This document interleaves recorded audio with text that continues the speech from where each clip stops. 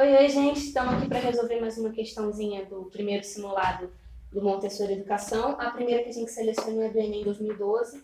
E a primeira dica que eu dou é a gente nunca ler o texto que vem antes da questão. É muito importante a gente ler o comando, o que a questão quer exatamente. Que isso já te deixa mais orientado em procurar no texto as dicas que você vai usar para acertar o gabarito. Então, vamos lá. O documento permite identificar o interesse econômico espanhol na colonização da América a partir do século XV. A implicância desse interesse na ocupação do espaço americano está indicada em... Agora você já vai para o texto motivador com uma ideia do que a questão vai te pedir. Então, façamos a leitura. Mas uma coisa eu ouso afirmar, porque há muitos testemunhos, é que vi nesta terra, o Panamá, maiores indícios de ouro nos 2 primeiros dias do que na Espanhola, em 4 anos. E que as terras da região não podem ser mais bonitas nem mais bem lavradas. Aqui, se quiserem, podem mandar extrair à vontade. Então, agora vamos fazer a leitura das opções pensando que esse texto motivador quer que você extraia dele a ideia de que existe um interesse econômico por parte da coroa espanhola em colonizar a América a partir do século XV, considerando que a descoberta pelo Colombo é no ano 1492. Letra A. Expulsão dos indígenas para fortalecer o clero católico. Não muito, né? Na verdade, o clero católico ele queria converter os indígenas para a religião espanhola, que no caso era o catolicismo. Promoção de guerras justas para conquistar o território. A guerra justa ela foi muito usada. O que esse termo significa? Você tem... Eu não queria fazer um desenho, mas vamos lá. Você tem um índio, isso é uma pena, e você tem um conquistador espanhol. A guerra justa pressupõe que o índio, a partir do momento que ele ataca o espanhol teria o direito à legítima defesa. Por isso tem essa ideia de justiça, porque quem começa é o índio.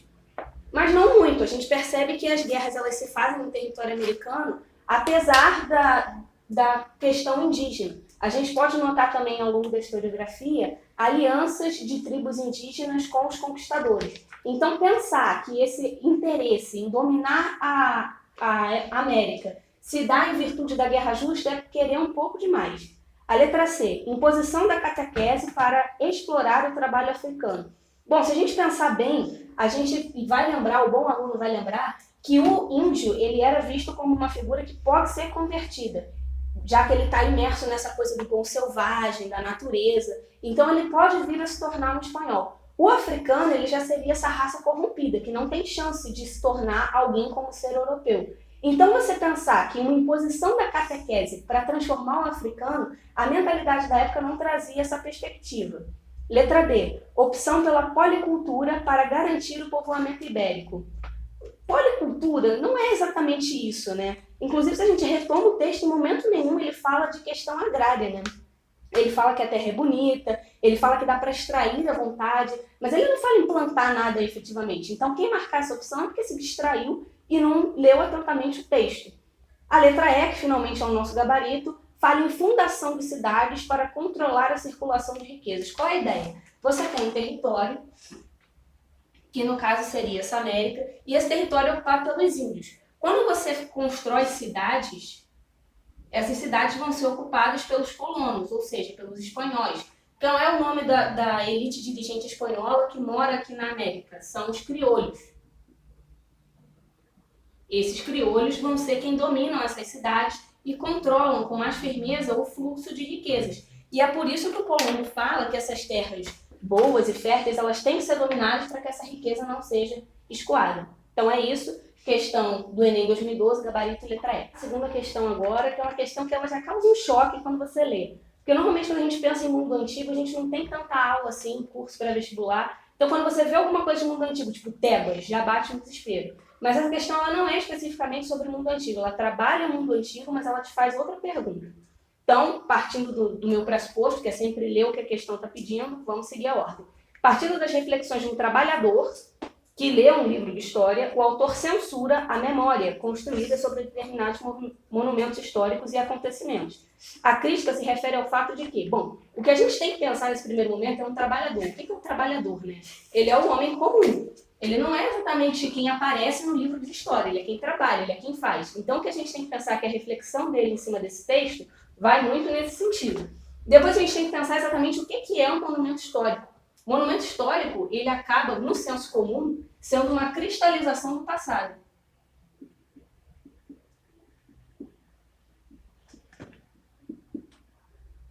O que isso significa? Significa que você, pelo monumento histórico, é capaz de olhar aquela estátua, aquele documento, aquela qualquer coisa que seja, e reproduzir na sua cabeça e para o senso comum exatamente como foi o passado. Então, agora a gente pode ler o texto e responder a questão. Quem construiu Tebas de 7 portas? Nos livros estão os nomes dos reis. Arrastaram eles os blocos de pedra? E a Babilônia, várias vezes destruída? Quem a reconstruiu tantas vezes? Em casas de lima dourada moravam os construtores? Para onde foram os pedreiros na noite? Enfim, ele vai dizer para onde foi essa gente que efetivamente construiu. Por que a história ela se apega só ao monumento, só aos grandes homens e aos grandes feitos? Então, partindo da reflexão do trabalhador sobre o que é um monumento, de onde é que vem a crítica do texto?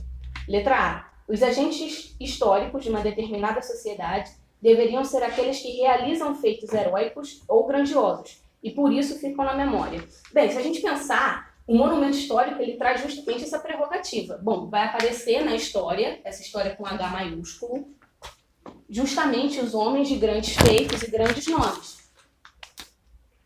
Então, se a gente analisar o texto e analisar a questão A não está fazendo uma reflexão, uma questão frontal, ela está corroborando com o texto. Então, não pode ser a nossa alternativa correta. Letra B. A história deveria se preocupar em memorizar os nomes de reis ou dos governantes de civilizações que se desenvolveram ao longo do tempo.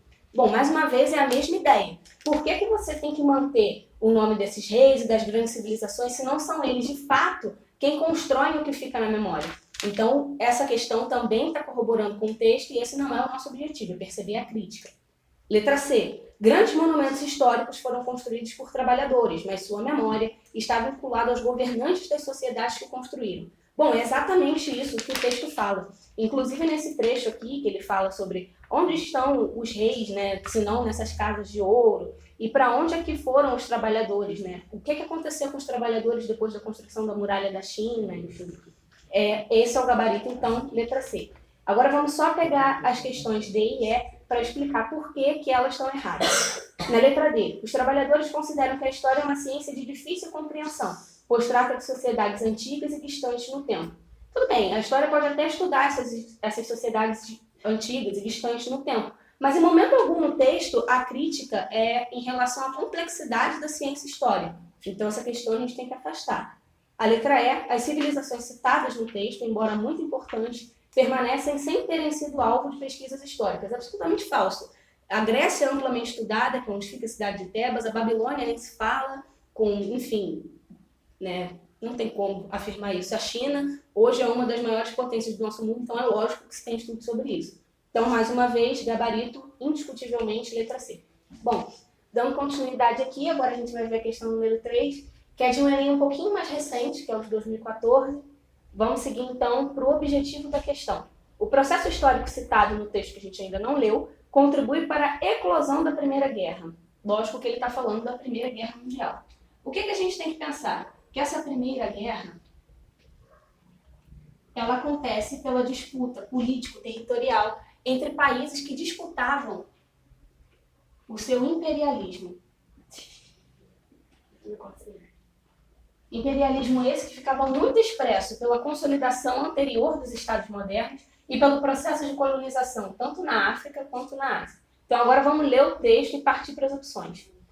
3 décadas, de 1884 a 1914, separam o século XIX, que terminou com a corrida dos países europeus para a África e com o surgimento de movimentos de unificação nacional na Europa, do século XX, que começou com a Primeira Guerra Mundial.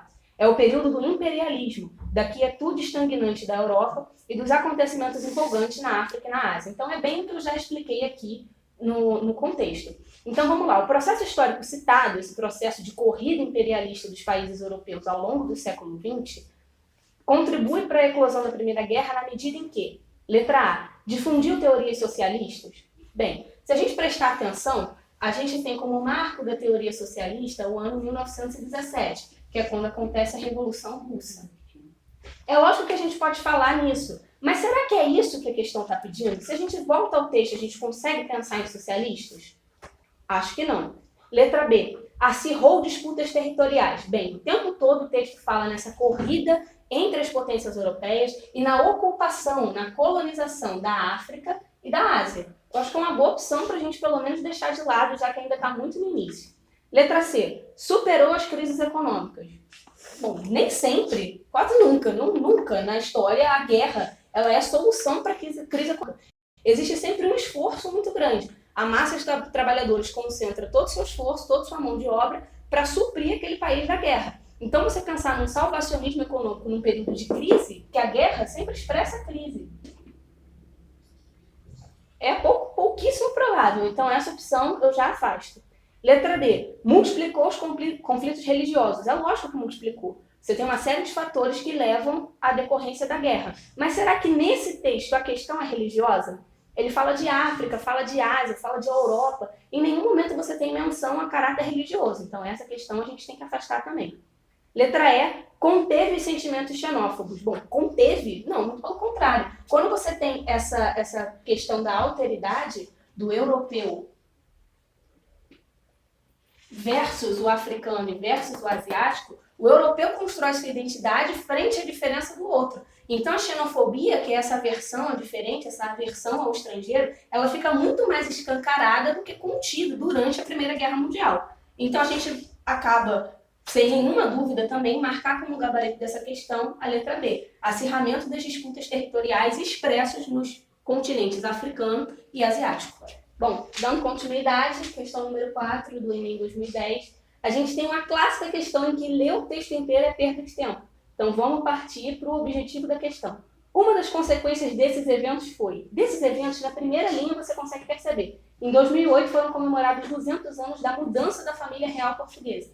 Então a mudança da família real, no ano 1808, é o evento que a questão vai tratar e que vai ajudar você a chegar no gabarito. E aí ele fala que uma série de coisas aconteceram, que a família desembarca na Bahia, vai para o Rio de Janeiro, Salvador, Rio de novo, Pernambuco. Mas vamos lá. Uma consequência desse evento, que foi a chegada da família real, da corte portuguesa, nessa que seria a América Portuguesa, mais tarde o Brasil, é, letra A, decadência do Império Britânico em razão do contrabando de produtos ingleses através dos portos brasileiros. O aluno mais esperto, mais sagaz, ele vai lembrar que a corte portuguesa ela chega no Brasil pela escolta dada pela Inglaterra, que até então era a maior marinha, né? Era a maior frota do mar. Então você pensar que houve uma decadência do Império Inglês por conta da chegada da família real no Brasil, não faz muito sentido. A gente tem que pensar que Portugal era aliado da Inglaterra. Se a Inglaterra topa ajudar Portugal é porque ela ganha comercialmente, ela lucra com isso. Então pensar que o Império teve uma decadência, errado. Fim do comércio de escravos no Brasil, porque a Inglaterra decretara em 1806 a proibição do tráfico de escravos em seu domínio. Bom, tudo bem, o aluno esperto também vai lembrar que a Inglaterra faz uma série de sanções para estancar o tráfico, o comércio de escravos nas suas áreas de influência, inclusive o Brasil, por conta desse processo. Mas se a gente pensar direitinho, a gente lembra que a abolição da escravatura foi no ano 1888. E ele fala numa data que, tipo, acabou, né? Decreta o fim no ano 1806. Esse processo é muito mais longo, é muito mais complexo, e essa afirmativa ela é muito assertiva. Então, certamente não é o nosso gabarito também. Letra C. A conquista da região do Rio da Prata em represária à aliança entre Espanha e a França de Napoleão. Bom, se a gente pensar no Brasil como sendo esse triângulo aqui, esse é o Brasil. A gente vai lembrar que esse pedacinho aqui é a região do Prata, que mais tarde seria o Uruguai. A gente lembra de uma série de processos, como por exemplo o Tratado de Tordesilhas, que dividiu a América e o que viria a ser o Brasil e os demais países em dois. Essa parte aqui ficou com Portugal e essa parte aqui ficou com a Espanha. Se a gente pensa que a aliança se fez nesse sentido, entre Portugal e Inglaterra, e se a gente lembrar que Napoleão se aliou aos espanhóis, fica muito claro que era um objetivo dos portugueses tentar enfraquecer essa aliança. Mas como que os portugueses aqui no Brasil, com sua corte, com todos os seus aparatos, iriam enfraquecer uma monarquia da Europa, atacando as suas colônias no território americano? E foi assim que se fez. Então, essa questão ela é bem próxima do que vai ser o nosso gabarito. Vamos tentar ler as duas próximas. Abertura de estradas que permitiu o rompimento do isolamento que vigorava entre as províncias do país e que dificultava a comunicação antes do 1808. Galera, é lógico que com a vinda da corte para o Brasil, ou para o que viria a ser o Brasil, as coisas, as trocas, os fluxos, as ideias, elas circulam muito melhor e se cria uma série de estradas, de redes para facilitar, melhorar, agilizar, tornar mais produtiva essa comunicação, essa conexão.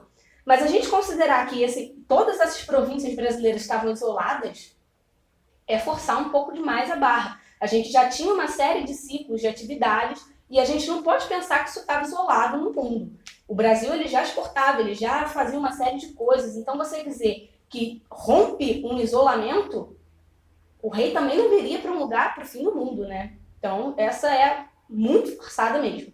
Letra E, o grande desenvolvimento econômico de Portugal após a vinda de Dom João VI para o Brasil, uma vez que cessaram as despesas de manutenção com o rei e a família. Essa questão, ela é interessante porque ela te faz cair numa pegadinha. Bom, o que a gente tem que vem para Portugal é a corte. A corte, ela tem uma série de aparatos, de indumentárias, uma série de protocolos. Então, é lógico que isso custa caro, que isso custa dinheiro. Então, o aluno mais desatento, mais cansado, ele vai pensar, não, de fato, essa questão pode ser verdadeira, porque a partir do momento que essa corte vem para o Brasil, esses custos passam a ficar na América Portuguesa. Mas isso é absolutamente falso. O que a gente tem que pensar é por que a corte portuguesa vem para o Brasil. Não foi para tirar férias, eles estavam fugindo do Napoleão. Então, você pensar que Portugal, como é a expressão que ele usa, tem um desenvolvimento econômico após a vinda da corte, é absolutamente falso. Portugal entra em guerra, é massacrado, e depois desse processo todo, você tem uma série de conflitos, de levantes populares, que exigiu inclusive a volta de Dom João VI, no que ficou conhecido ali por 22 como a Revolução Liberal do Porto. Então, sem muitas dúvidas, o nosso gabarito acaba ficando com a letra C, que fala na conquista da região do Prata, em represália à aliança entre Espanha e a França de Napoleão. Como isso aqui que eu já expliquei, você tenta enfraquecer o seu inimigo no seu território. Então, dando continuidade à correção do nosso simulado, na questão número 5, a gente tem uma questãozinha do Enem 2010. Vamos ler qual é o objetivo da questão, o que ela quer que a gente responda. Segundo o texto, os conflitos sociais ocorridos no início dos anos 60 decorreram principalmente... Bom, a gente lembra que a década de 60 é uma década com bastante conflito, porque a gente tem o quê? Uma mudança de perspectiva do mundo. Você sai daquela sociedade conservadora e passa a uma nova questão de modernidade. A pós-modernidade é posta em pauta nos anos 60.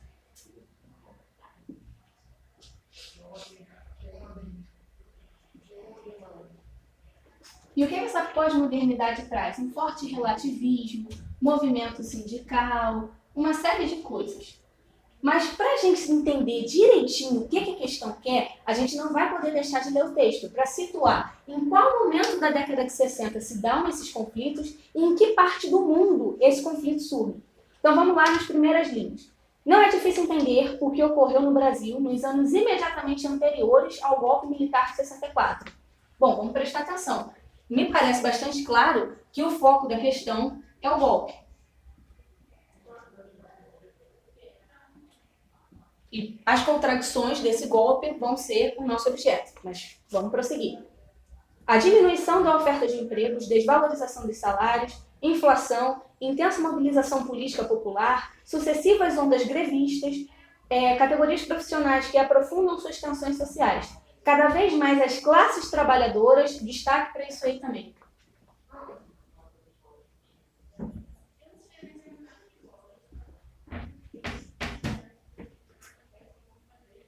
Cada vez mais as classes trabalhadoras se recusam a pagar o pato sobre as sobras do modelo econômico juscelinista. Bom, agora está na cara. É lógico que a gente percebe que a década de 60 ela é um somatório dessas contradições que vinham no mundo conservador, no mundo da guerra, da Segunda Guerra, fruto da Segunda Guerra, que entra em uma forte contradição com essa nova geração do pós-guerra, que é essa geração pós-moderna. Mas o nosso recorte é o Juscelino Kubitschek, é o Brasil e são as contradições do nosso país. E a gente percebe também um destaque no texto para a classe trabalhadora, que tem seus movimentos sindicais e tudo mais. Vamos para as opções. Então, de acordo com o texto, os conflitos sociais ocorridos no início dos 60, ou seja, 4 anos antes do golpe, decorreram principalmente em A. Manipulação política empreendida pelo governo João Goulart. Bom, se a gente pensar direitinho, quem era o João Goulart? O João Goulart, ele foi ministro do Trabalho do Vargas, certo? Então ele era fortemente atrelado a setores de esquerda, por conta dessa questão trabalhista e tudo mais. Só que, quando você tem a renúncia do Jânio Quadros, o João Goulart é o vice e ele estava numa viagem na China. Essa viagem na China, ela gera grandes problemas no mundo, que na década de 60 é permeada pelo que a gente chama de Guerra Fria. Ou seja, após a Primeira Guerra Mundial, a gente tem um pouco que 2 ganhadores dessa guerra, tanto os Estados Unidos quanto a União Soviética. Só que todo mundo sabe que quando a gente tem 2 ganhadores, tem que ter um desempate. E esse desempate é tirado nesse conflito aqui, a Guerra Fria, que tem esse nome porque a gente não tem um conflito bélico de verdade, mas a gente tem uma série de processos que vão fazer com que essas 2 potências mundiais disputem entre si áreas de influência. O João Goulart, quando ele faz essa viagem para a China, ele acaba se posicionando do lado dos vermelhos, dos comunistas, da URSS. Por conta disso, a oposição acaba se afastando dele e dando um golpe que instauraria depois a Revolução, o golpe de 64. Pois bem, é possível afirmar em uma manipulação política empreendida pelo João Goulart? Ele praticamente não assume. O Jânio renuncia e o João Goulart entra, mas ele não assume de fato porque ele é deposto pelos militares. Então você percebeu uma manipulação empreendida, ele não teve tempo hábil para isso. Então a letra A certamente não é o nosso gabarito. Vamos ver agora a letra B. Contradições econômicas do modelo desenvolvimentista. Bom, o modelo desenvolvimentista, se a gente lembrar bem, ele foi proposto pelo Juscelino Kubitschek. Numa frase famosa que aluno de vestibular adora, que é os 50 anos em 5. O que é isso? A ideia do João Goulart era fazer o país uma potência, era fazer do Brasil uma nação capaz de competir nessa briga ideológica entre a URSS e os Estados Unidos da América. Lógico que o Brasil, por esse caráter desenvolvimentista, se posicionaria do lado dos Estados Unidos. Então, a gente pensar que esses conflitos sociais da classe trabalhadora foram gerados por conta de contradições do modelo desenvolvimentista é bastante coerente, mas vamos guardar essa opção porque ainda tem muita coisa para ler. Letra C. O poder político adquirido pelos sindicatos populistas.